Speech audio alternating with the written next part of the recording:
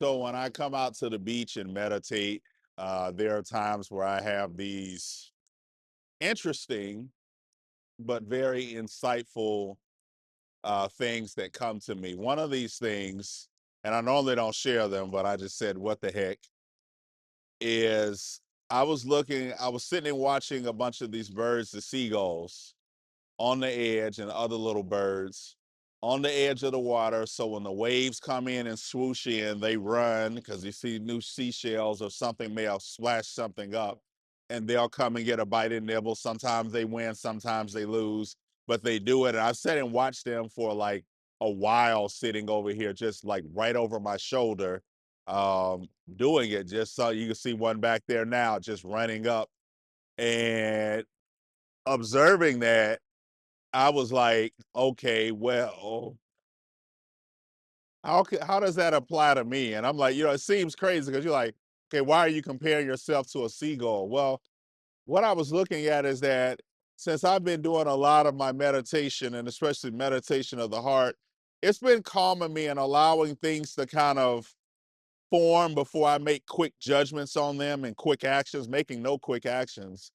And I kind of applied these seagulls to myself and maybe us in life that I'm not saying be, docile and do nothing, but maybe some of the things that we need are coming to us or on their way to us, but maybe we, by running a different direction or trying to jump directly into the water instead of as these seagulls are doing here, just waiting until letting the big waves come in. And when they pull back, they know they have just enough the time to go in there and get what they can get before they have to move back before another wave. But, us as humans, what we do is just run. We would have ran straight head first in the water. I know it's some food out there. I'm going to go in the water and get it and end up getting jacked up way out here and can't get back in.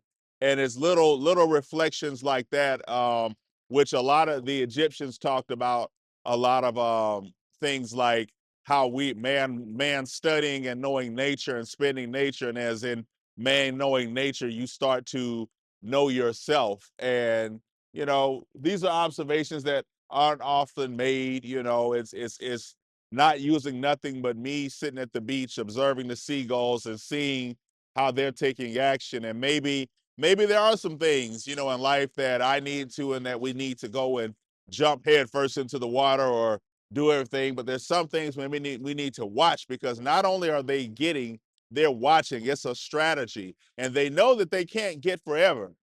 I just study about the pendulum swing in life, about how things go up and down, and not trying, how not non-interference. They're not trying to interfere with the water, go head up with the water.